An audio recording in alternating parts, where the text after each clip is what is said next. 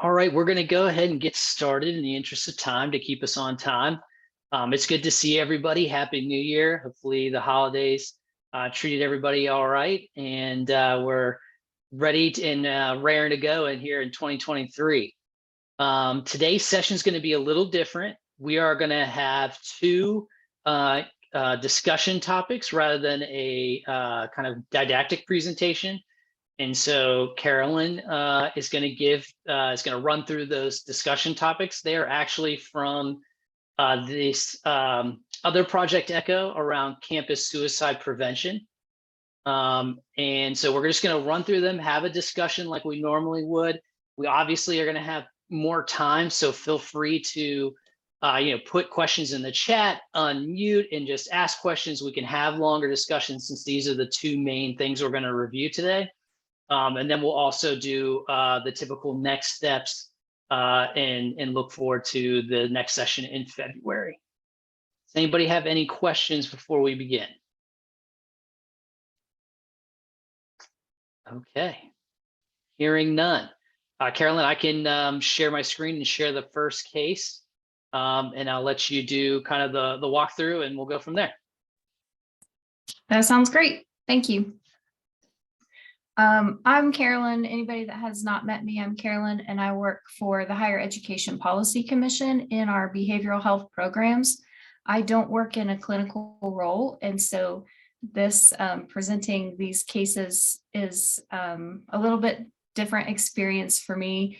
As Jay mentioned, we are sharing some of the de-identified cases when we have permission with one of the other Project Echoes, which is a project in Virginia, who really helped us get this series started. And so we appreciate, I don't know if anybody from Virginia, their center, it doesn't look like is on the call today, but we appreciate their partnership in helping our Project Echo. So what I'll be doing is just kind of talking through the basic information. You can definitely ask more questions about the case, but I won't know the answers to them because I wasn't personally involved with this. However, looking through it, I think there are a lot of different things that we can discuss as a group. And so I just welcome anybody else who has similar situations on their campuses to speak up. That's what will make our conversation really rich today. So I'm going to go ahead and start with the background information, which I'll just read to you here. So an online student submitted weekly assigned journals sharing personal life experiences. Experiences in the class, on campus, and off campus were shared. Given the nature of some stories where the student expressed sadness, the professor provided the student contact information for college counseling center resources. The student's shared situation became worse. She shared thoughts of suicide as well as receiving encouragement from family members to commit suicide. The instructor spoke with the student on the phone and indicated the importance of speaking with a trained counselor. The instructor contacted campus security to find out who was the administrator on duty, as it was after business hours when this all happened. Since the student was at home and not on campus, the situation was then referred to the local police precinct. After the police spoke with the student at her home, they determined she needed a psychiatric evaluation and escorted her to the hospital's psychiatric unit. So then the student was in the psychiatric unit for 2 weeks before returning home. And as the situation was beyond the scope of the instructor's role, the counseling center stepped in after the instructor and campus security shared the details of what was going on with the campus dean of student affairs. So you can see here that there were several different departments that were involved. And if we look back up at the questions, these were some of the things that both I'm curious about, if something similar happens on your campus, and that the group in Virginia discussed when they talked about this case. So before we jump into these specific questions, are there any comments or questions about the case?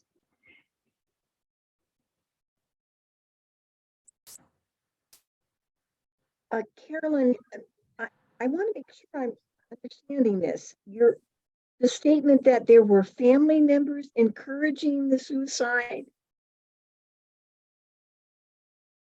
Yeah, that's what's reported on here. So my guess is that that's either exactly the case or that that was the perception of the student. Okay. That just seems pretty unusual.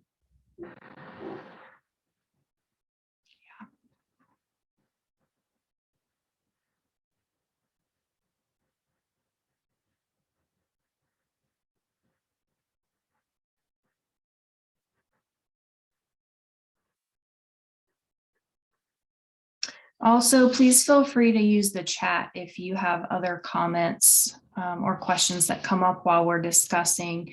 We'll go ahead and kind of jump into some of these questions and our discussion about how to handle this type of situation. Really a theme in this one, and then the next case we'll discuss is around faculty involvement and faculty role. So given that, what suggestions do you have given the same scenario, or if this scenario was happening on your campus? And this can be based off of whatever your role is on your campus.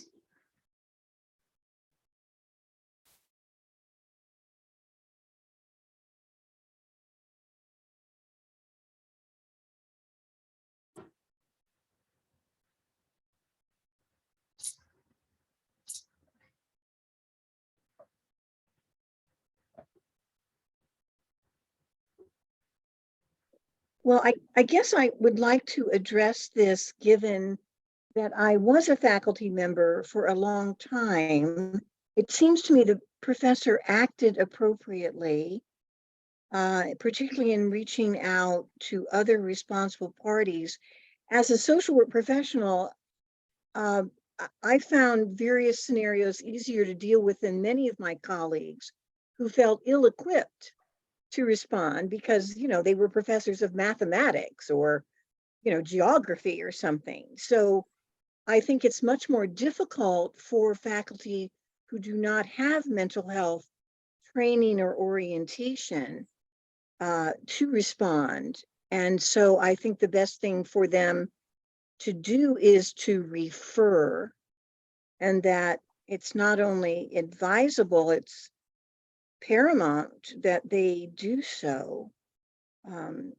So I would think, trying to reassure them that they need to make referrals. They cannot bear the burden of this kind of scenario on their own, whether they are trained or not trained in mental health understanding.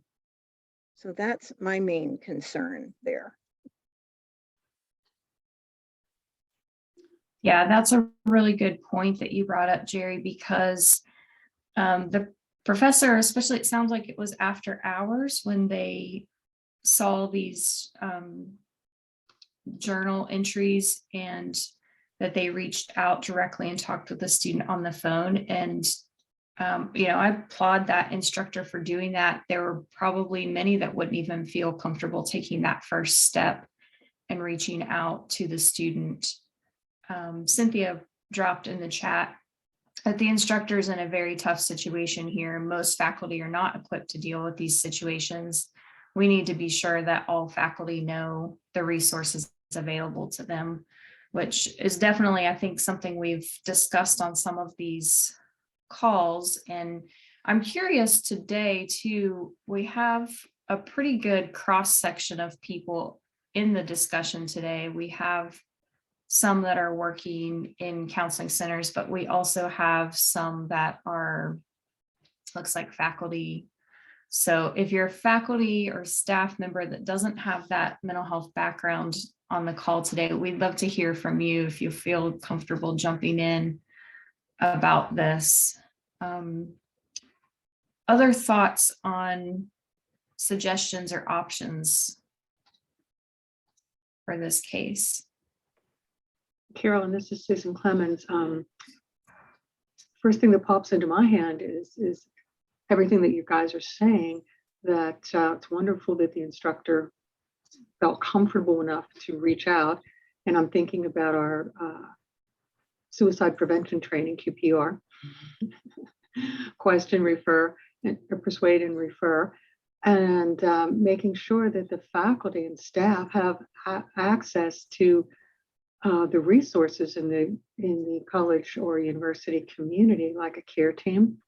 This would be immediately reported to a care team, or instead of just reaching out to the student, but also and waiting for this, suggesting the student refer themselves to the counseling center. Our faculty tend to call me directly and say, we got a problem here. Thanks, Susan. That's good to bring in the care team discussion too. Some schools maybe have a care team, some schools don't. I'm not sure with the smaller schools and community technical colleges if they have care teams or not, but that's a great suggestion.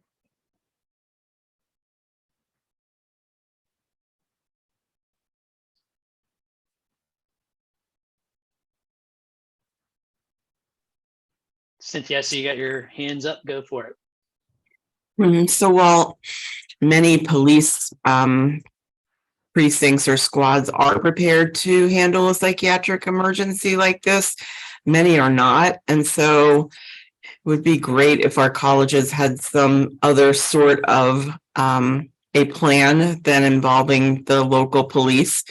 Sometimes that could escalate the situation, and depending on the what's happening with the particular student, know that these students who don't live on campus, they're very little that our colleges can do, but it would be great if we had a plan beyond the local police, who are also sometimes ill-equipped to deal with psychiatric emergencies.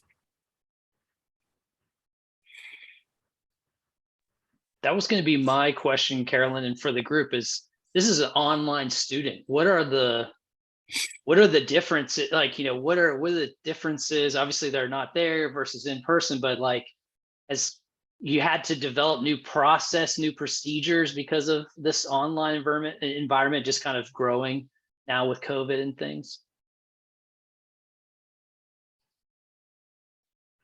That's such a good question. And it makes me think of another question too, just around the impact of more online classes in students maybe being more open in sharing things like this, because maybe the student wouldn't have shared the personal information as readily in person in class. I see some nodding heads on that. Sean made a comment in the chat. If the student's life is at threat, then others need to be involved. Any person involved should have at least the basic knowledge of who to confer with, or a staff member who's trained or comfortable in dealing with this, like a posted notice or a plan. Do we know if there were resources like this available? Really good points there in the chat from Sean. Some schools have, and I'm thinking of Pierpont, actually, right off the top of my head, have like a red folder project. And that project, well, Susan, I don't know if you're willing to talk about the red folder.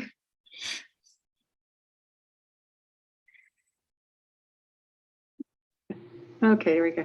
Yeah, actually, I didn't come up with this. It's been around from other colleges and universities. We have a red folder, and it contains information that can be given to students of resources, this type of stuff. And they're available in like the departmental offices, that kind of stuff. We also have them available online, so people can print them out. Faculty and students can print them out. I was also thinking about what you'd said about resources for online students, or not resources, but what we would do. I mean, police are just kind of it. I can't think of anything else to have them do a safety check. I've done that before for a student that didn't live on campus. Is that enough information about the red folder, Caroline? Or? Yeah, thank you for talking about that. I know some of the other schools have something similar, and of course, all the institutions are required to have some suicide prevention resources on their website by state code. That's part of Jamie's law, to have suicide prevention resources there. And so the accessibility of those varies, I think, from campus to campus, but there are websites with that information accessible to students in the community. I had another thought about this. Oh, and I'm not sure if anybody's familiar with these kind of newer projects within West Virginia, mobile crisis units. I know that there's children's mobile crisis units, and some communities also have an adult mobile crisis unit. I think that functions maybe in connection with, but separately from the police departments. Is anybody familiar with those or have those in your communities and be willing to tell us more about them? I can share my experience with our mobile crisis unit. It's through our community mental health agency, and I recently had them connect with a student, and I had the mobile unit meet with myself and the student, and we all came together and developed a plan for that student. And it was it was just beautiful how it worked, and that student felt so supported and really helped to de-escalate the situation. And so definitely, if you have a mobile crisis unit in your area, developing that resource or that relationship, I have just found that it's been a really incredible resource.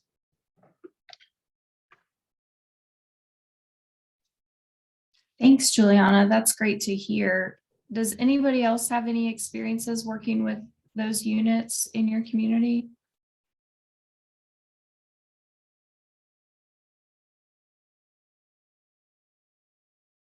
Sounds like people should reach out to their community mental health agencies to see if those are available yet. I know that some of them are grant funded, and so, it may vary from community to community where they are and what they cover.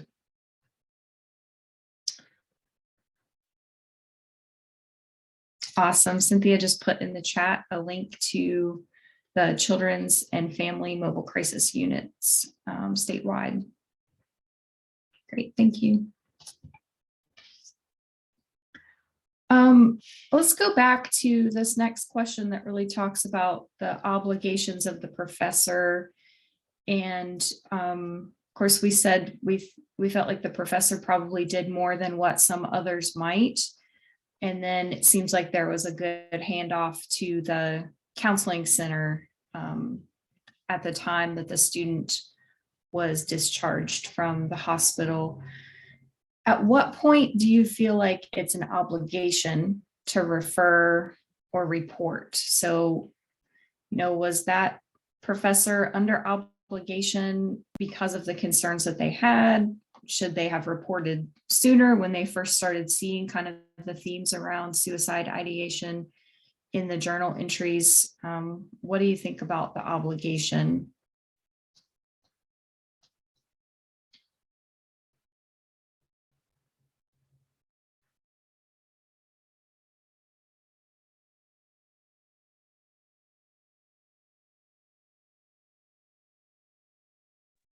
I guess I feel like that the professor did.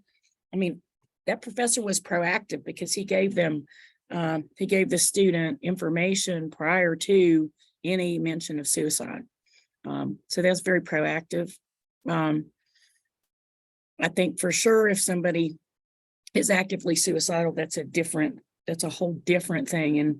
And of course, this happened after hours, but if it was during hours and this was an on-campus student, walking the student to the counseling center is always a good choice. I agree that the online situations are very, very difficult. I've had students in Canada before. with totally, actually, they're living in very isolated areas, so it's a lot like West Virginia, but that does put a whole new picture, whole new set of problems when you have folks that are living in other states that are attending. So, but I feel like, yeah, if somebody is sharing suicidal thoughts, need to be a little bit more active with connecting.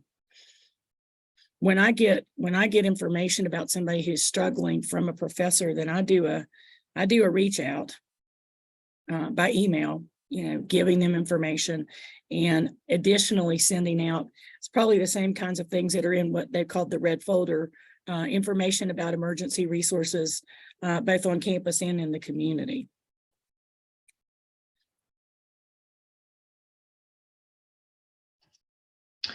That's a really good point, Marie. I was recently on a call with some leaders in suicide prevention work, and somebody brought up just the importance of making sure that just the most basic resources and information is shared over and over and over and over again, because you always have new students coming in, you always have faculty and staff changes, and any given faculty or staff member may not be tuned in to information until they have a situation like this where they really need it. So, we probably undershare those resources out on our campuses, just because it seems like everyone should know about 988 by now, or everyone should know about Help for WV, but that's because we're in this world a lot.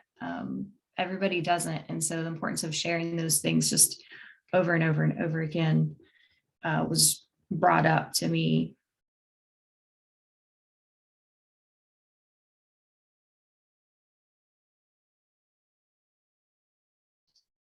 Cynthia put another comment in the chat here. It seems the professor seemed to be very timely based on sadness that was reported. Then when suicide was mentioned, moved into the mode of reporting and mobilization of resources. I think as a society, we sometimes brush off the suicidal threats and don't always take them seriously. She's spoken with many families who are shocked when she tells them very clearly, if their child, student, or loved one gives them any indication that they will harm themselves or others, this is an emergency and they should be taken in for care. So really good points and reminders there from Cynthia about the importance of taking these statements, and particularly in the writing, in the journal, very seriously. Dawn asked a question, depending on the student's location, what about students in rural areas or out of state? Really good question. Does anybody have anything to say? I know Marie talked a little bit about out of state or very rural students.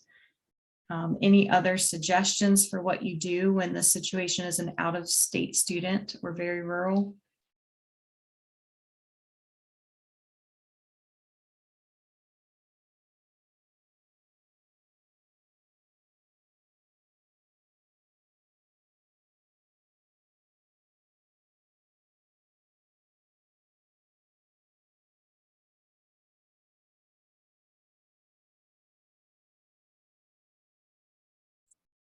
Great suggestion there in the chat from Sean. NAMI's resources have different options within West Virginia and outside of West Virginia.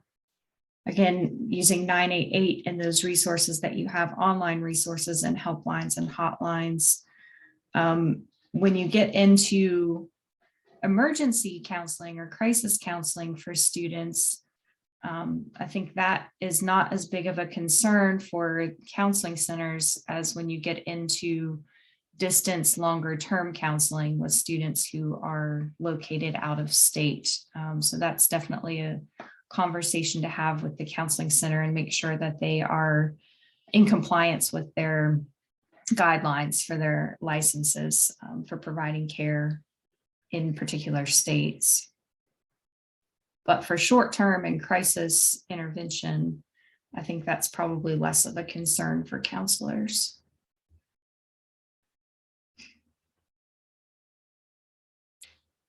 Great, thank you, Dawn, for putting that resource in the chat. If you guys can't see the chat, she says, contacting 988 or even the local police department.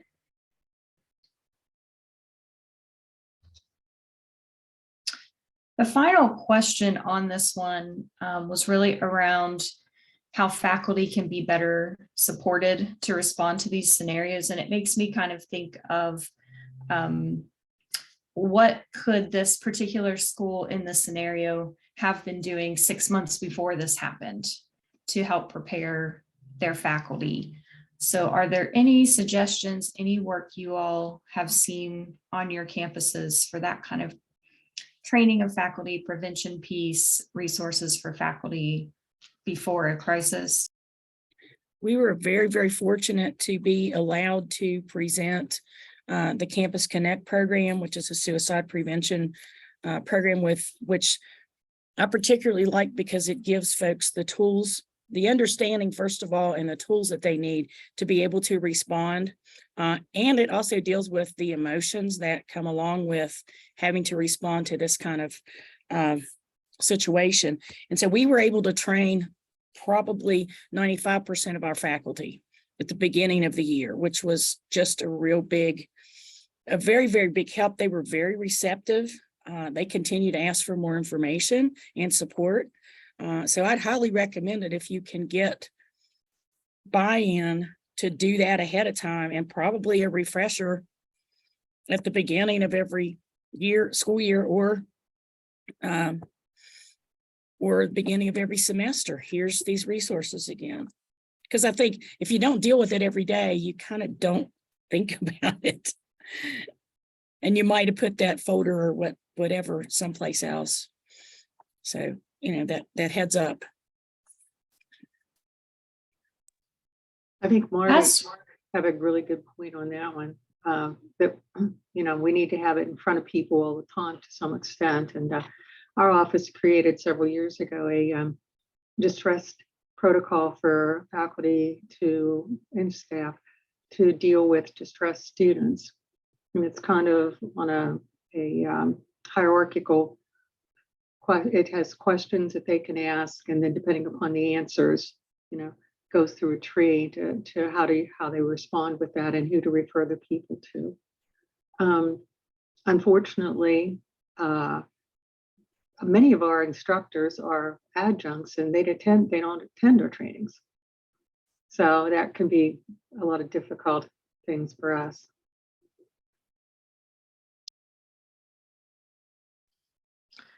Susan, you brought up a really good point with the adjunct, and I'm curious if anybody has had any success with some other platform to get information out to adjuncts. Are there typically email listservs that you can blast resources out to all adjuncts, or is that really managed department by department?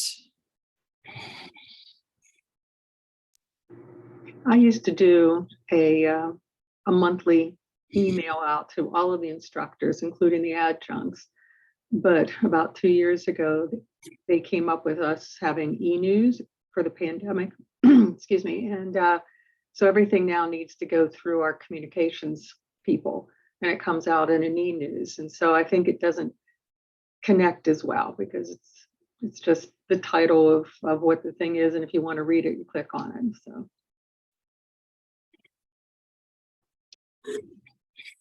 Carolyn, excuse me, sorry. I put a resource in the box that most of you already know about if you're counselors, but it's the APA standards for mental health counseling. And they have a great section in there about emergencies and emergency procedures that you should have set up. If God forbid you are on a mental health counseling session and something is happening on the other end. And I can't help but think that may also relate to those remote students, that at least we should have some sort of emergency processes set up within our counseling centers that would be able to help those remote students who may get into trouble on the other end. So maybe there's a corollary there between what how we treat those students who are remote or in rural areas. On the topic of getting information out to faculty, I wanted to ask a question of the group. So if we were to, for instance, maybe do a faculty continuing education statewide in the summer about this, do you think that that would be something that your faculty would participate in, give them some of those basic skills for dealing with a student who, or a peer, anyone who presents with mental health issues? And then obviously they have to investigate the procedures that are in place at their local colleges and universities, but at the very least, it would give everyone a common knowledge base. So do you think that that's something that faculty would pick up on?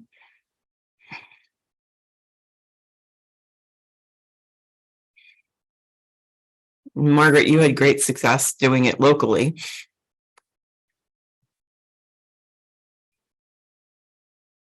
Yeah, we did have great success, but I think part of that is the closeness of our relationships with one another on this campus. But I guess what we continue to get, and I'm having a meeting Thursday with administration about the mental health of our faculty and how we can best support that. And so what we continue to get every time we do a mental health presentation is they ask for more. Right. And that to me tells me that people are interested. Now, it's not everybody, but we continue to get, we need this, we need this, we need this. So they probably would be receptive.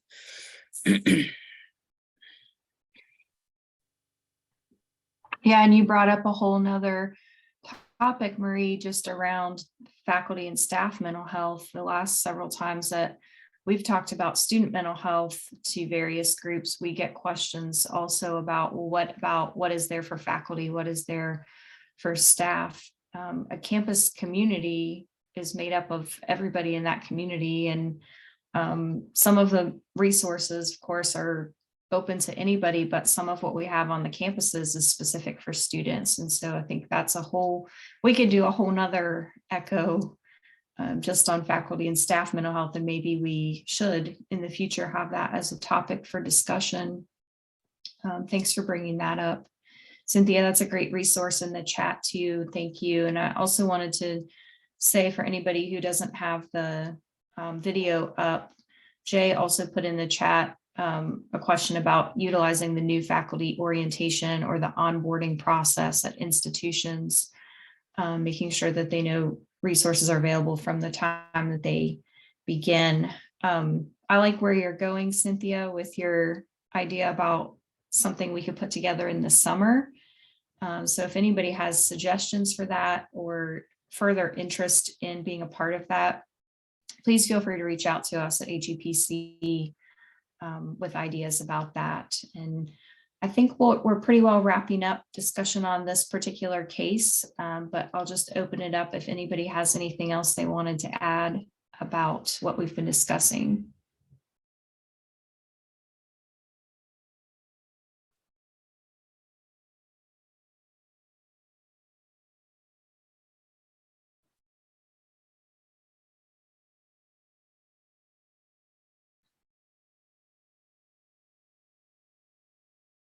What do you call it, Jay? The awkward echo silence?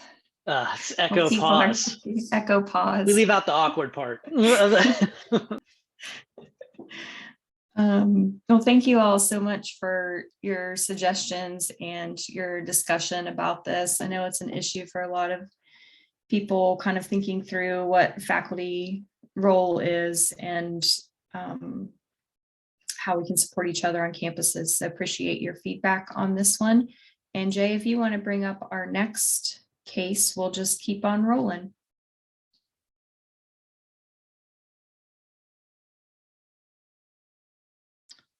All right, so this one also has kind of a theme around faculty. And again, this case scenario was discussed from a school in Virginia as part of their Project Echo there.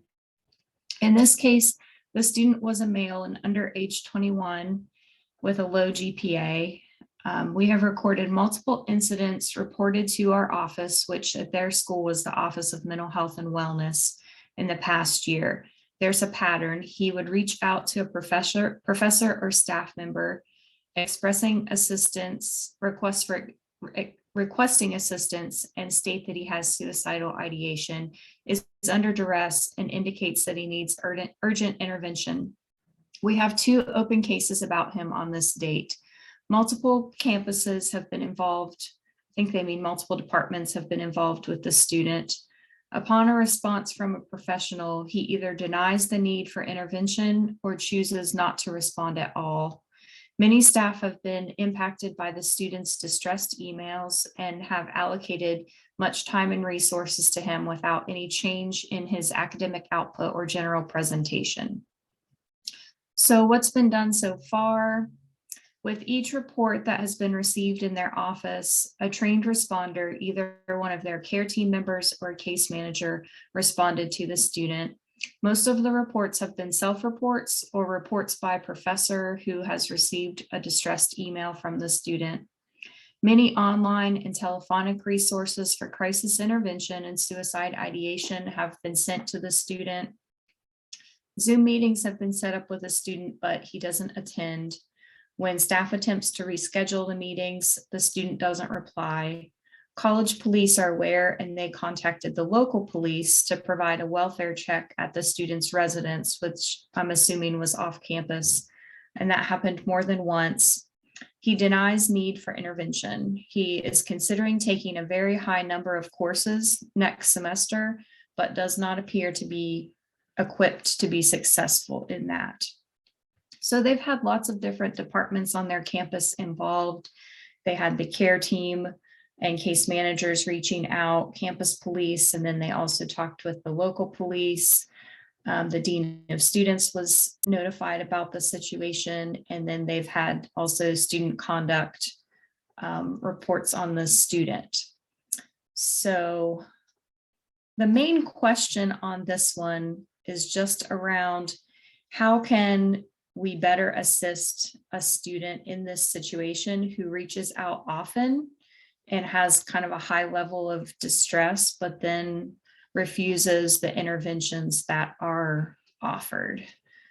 So any first thoughts or ideas when you read through this situation?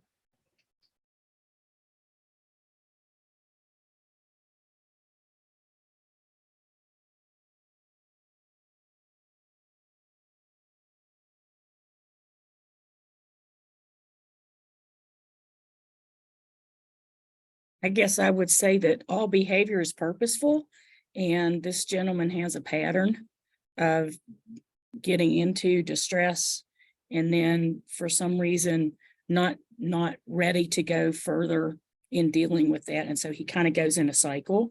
It would be interesting to maybe have a face-to-face with him and just kind of ask him, you know, what his concerns are about receiving some of these resources that are being offered. And I'm also wondering about his relationship with his advisor academically, if this person's in the loop in terms of helping him understand the stress of the academic load that he's proposing for himself.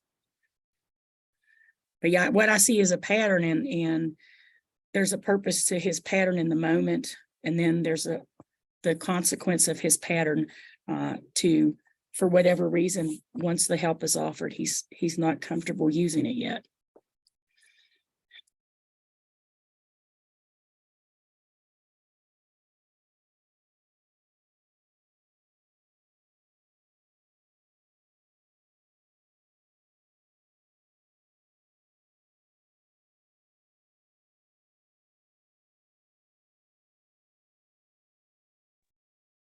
Yeah, I just wanted to follow up on your comments, and I keep getting a message that my internet is unstable, so I'm not sure how well you can hear me, but We can I hear certainly you. agree with your I dealt with a similar case that involved a different issue, not suicide, which of course ups the ante, but was a similar pattern. And I think the person's self-intervention was to reach out, sometimes in the very wee hours of the morning, with an email. And that was the comfortable thing for that person to do. So obviously, as Margaret points out, that pattern needs to be interpreted to this person. But I think, I don't know, my intuition here is, and maybe it's just influenced by the case that I dealt with, I'm wondering about substance use as part of this pattern. That might be another variable. You know, some saying they have an issue of various kinds, you know, the risks are not as great as when they are, you know, bringing this up as suicidal ideation. So, but I do think many students are more comfortable reaching out in writing, whether that's text or email, than they are with a face-to-face verbal interaction. I have had students tell me they don't know someone well enough to talk with them on the phone, as opposed to sending a text or an email. So I just wonder what some other variables might be here. Really great questions, Jerry, to bring up. And Marie too, just talking about what could the student be getting out of this pattern of behavior, and are there any clues there that those intervening can use toward finding something that might be of better service to the student? What other thoughts do you all have on this one?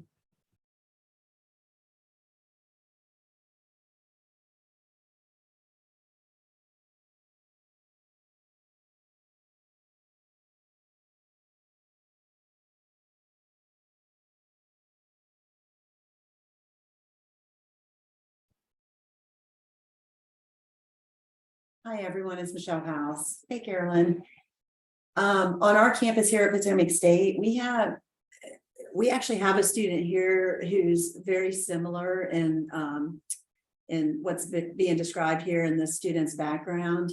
And this student seeks out people to attach herself to. She has a history of suicide attempts as well as ideation. Her GPA is same. She has a low GPA. She doesn't understand boundaries very well.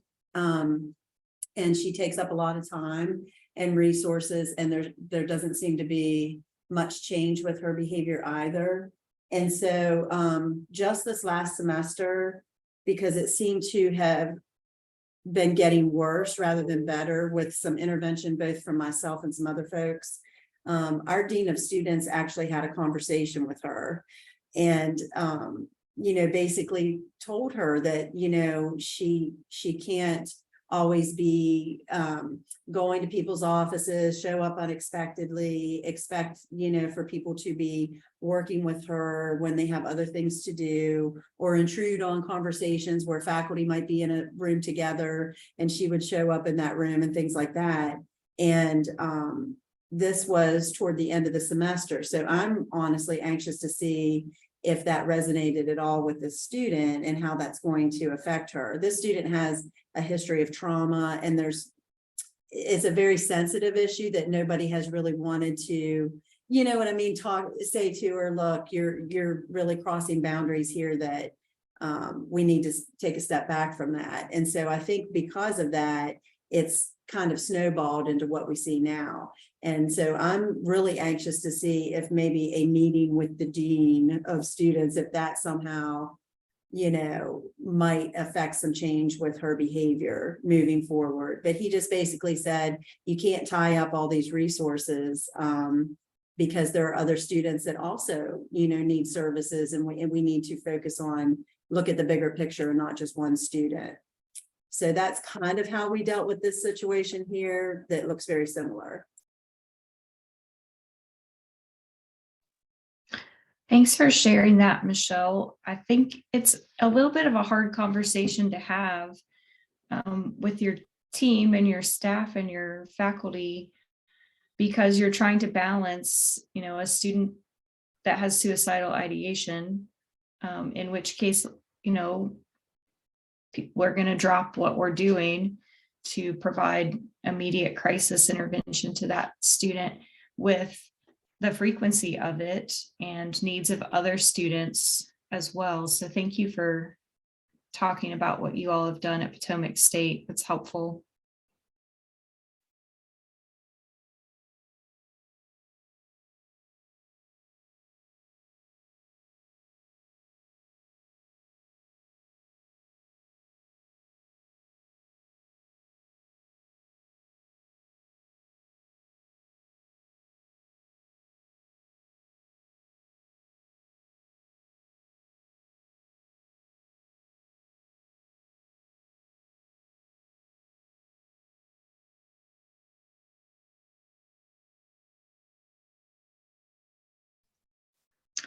One of the pieces I wanted to bring back out again was just around I think Marie maybe mentioned the academic counselor. Has the academic counselor been involved in the discussion at all? Because, they do mention the student's GPA and then the student planning to take a whole lot of credits the next semester, and kind of the underlying issue here, I think that they're trying to get at is mental health, or is the heavy load a part of the mental health concern, or is the mental health concern going to make it so the student can't continue to be even enrolled in these classes? So I'm interested, I don't know if we have anybody on the call today from academic counseling, but I'm interested how many of those types of conversations you all have with academic counseling,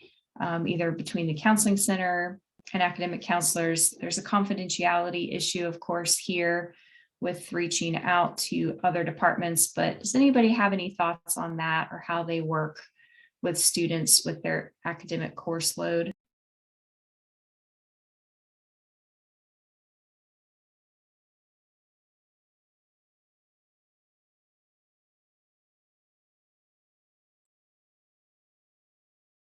We got a Title III grant last year for strengthening institutions. And a big part of that, of course, applies to retention. And we have a staff of 4, and 5. 2 of the 5 are academic counselors. And I know that that's part of what they're hoping to do to expand their role, is to have them sort of maybe be a little more intrusive, especially with some students like this.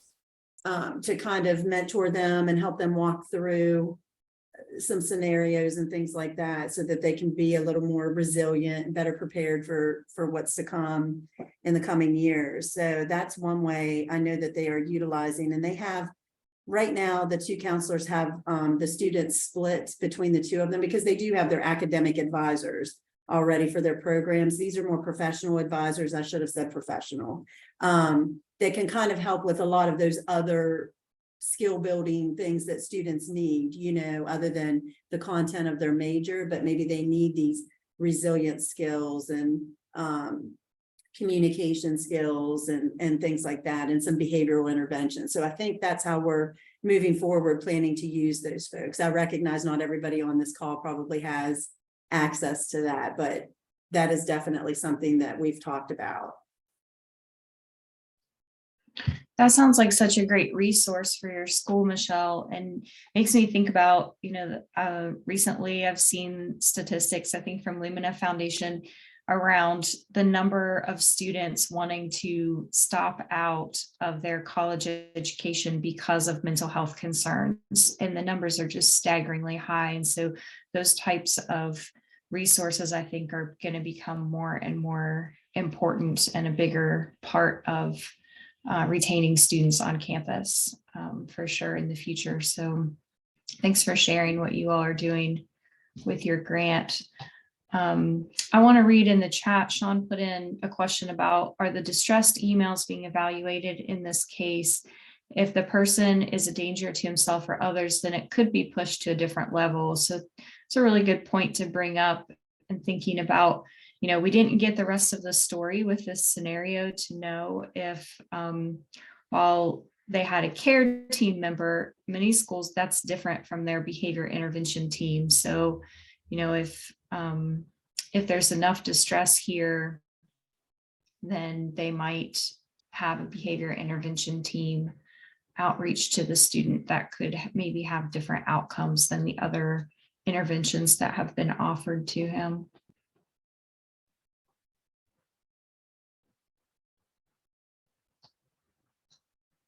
Any other last comments or thoughts about this one? We have about 6 or 7 minutes left before we wrap up.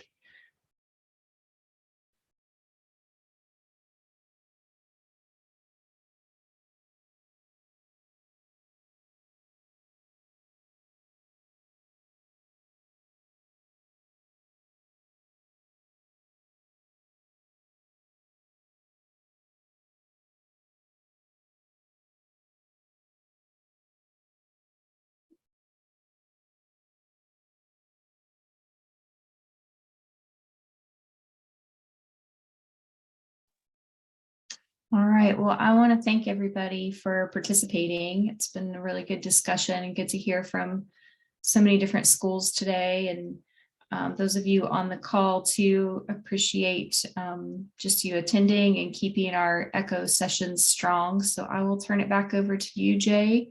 And thanks again, everybody. Yeah, thanks, Carolyn, for walking us through those cases. Really appreciate it. The discussion was great. We'll make sure to get those links to those resources that were in the chat out to everybody in the recap as well. So don't worry if you didn't click on them quite yet. We are scheduled to have our next session on February 7th, and that is actually going to be about the helplines for students. So we'll kind of get more into that. And so if you have any discussion topics or scenarios or anything like that, please don't be shy in submitting those. You can see that, there's all kinds of questions that can be asked. It can be a long scenario, short scenario, things like that. So we really encourage everybody to submit something if they can. And be on the lookout for the evaluation survey as well. You'll have a week to complete that for the CE for the sessions and everything. So yep, First Choice Services will be presenting resources. Yep, thanks, Carolyn. So be on the lookout for more information on that. If there isn't anything else, we'll adjourn and see everybody in February. All right. Thanks, everybody. Take care.